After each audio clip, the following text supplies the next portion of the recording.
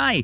In today's video, we'll be comparing LG C2 and Samsung QN90B to find out which is the best premium TV to buy. The new Samsung QN90B made a splash when it arrived earlier this year, but many are wondering if it can stand up to LG C2 OLED TV. It's a tough battle, certainly, and one that all TV lovers should be watching closely. So which one should you get? To help you decide between these two contenders, we've broken them based on price, design, features, and performance. So if you're ready to take your home theater experience to the next level, and you just don't know which one of these two options is the right one for you, we've got you covered.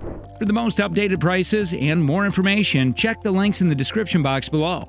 But before we get into the video, be sure to hit the like, share, and subscribe buttons. Let's get started.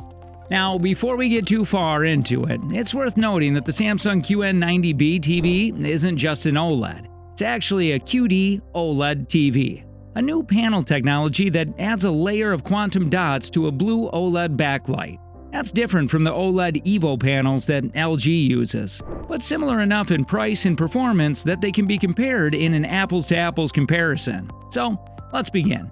Both the C2 and Samsung QN90B feature premium hardware and an array of cutting-edge features, so it stands to reason that both models are priced higher than most TVs. And being that they are both still brand new, significant discounts are probably still several months away, but it's worth keeping an eye on them during Black Friday and Christmas sales.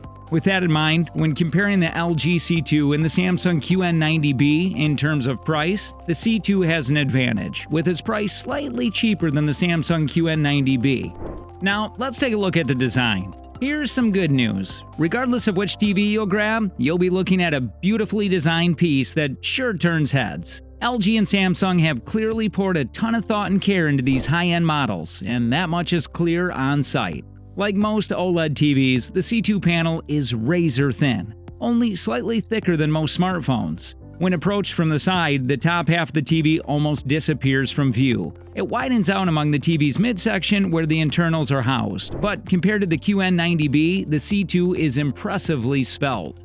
The C2 has a lightweight composite fiber material and lighter than average stand. The stand itself is set at a downward-facing angle, with roughly 2 inches of clearance between the bottom of the C2 screen and its surface, so taller soundbars may obscure your view. The Samsung QN90B stand design offers a bit more soundbar clearance, about 2.5 inches, and soundbars can be situated directly on top of the QN90B's flat metallic stand.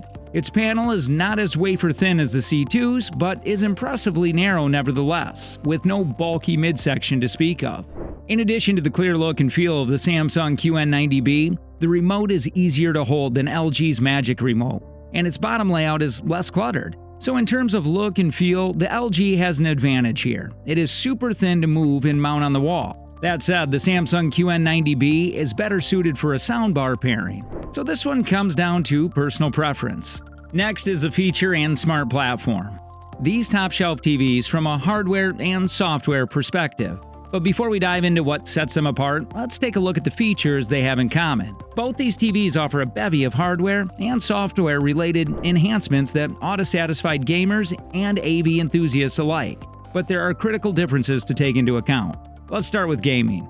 Both the C2 and QN90B support 4K gaming and 120Hz across all 4 of the respective HDMI 2.1 ports with URR, ALLM, and FreeSync and G-Sync available right out of the box. That said, the C2 supports FreeSync Premium, while the QN90B supports FreeSync Premium Pro, and the latter is capable of delivering performance benefits during HDR games. Both TVs offer a dedicated gaming setting menu. The game menus will be heavily used by gamers, as they relay frame rate information, offer genre-specific picture settings, and deliver immediate access to each TV's VRR controls. These features, along with their low input tag and excellent motion handling, make the C2 and QN90B 2 of the best gaming TVs you can buy. Audio and picture enhancements are where these two begin to diverge. While the C2 supports Dolby Vision, the QN90B, like all Samsung TVs, skips the popular HDR format for HDR10+. Think of HDR10+ as a royalty-free version of Dolby Vision. Both optimize the picture using metadata in largely the same manner. Despite the similarity between Dolby Vision and HDR10+, there are currently more titles mastered for Dolby Vision. Both the C2 and QN90B can decode Dolby Atmos natively and pass Dolby True HD directly to a receiver or soundbar. Neither TV supports DTS audio, though, which is worth keeping in mind if you own Blu-rays with DTS soundtracks. The C2 offers the newest version of LG WebOS, while the QN90B offers the newest version of Samsung Tizen-based smart platform. Both interfaces are laid out in a similar manner, with a dedicated home screen acting as a starting point for selecting content. Unfortunately, both software suites emphasize sponsored content, which can be irritating if you're trying to navigate from one app to another. As far as content goes, WebOS and Tizen offer a similar collection of pre-installed apps, with more available to add as you see fit. Each platform is roughly the same when it comes to loading times and occasional slowdown. Neither is frustratingly slow, but a dedicated streaming device might offer a smoother navigation. If we had to give the edge to one, we'd say we'd prefer WebOS, though we'd much prefer to do our streaming by way of Roku. A lack of Dolby Vision on a lesser, more affordable TV might not be much of a pain point, but for a flagship TV in the Samsung QN90B's price range, it really hurts.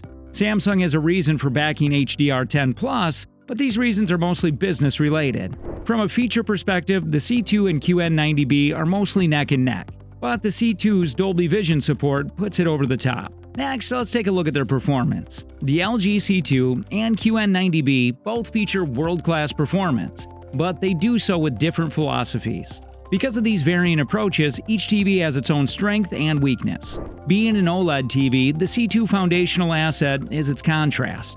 Like all the OLED displays, the C2 is capable of producing perfect black levels, which creates a level of depth and clarity that non-OLED TVs quite compete with. There's no light bloom to speak of, so the illumination from brighter picture elements won't spill into their surroundings.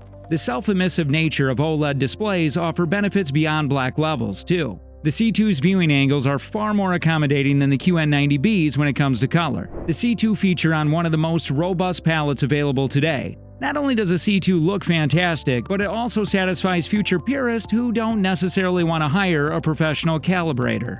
While the C2 is one of the brightest OLED TVs we've ever seen, its peak brightness has nothing on high-end quantum dot-enhanced LED TVs like the QN90B, Samsung's OLED's Black Perfect black levels, but they get about twice as bright on average. Basic everyday content are far brighter on the QN90B than the C2 and in HDR. The QN90B is able to deliver searing highlights that the C2 can't match. You're most likely to notice the difference between the C2 OLED display and the QN90B's and mini LED backlighting during HDR content. So what does this mean for you? Well, out of the box, the C2 is better performing TV, at least when it comes to black level, color, and wide viewing angle.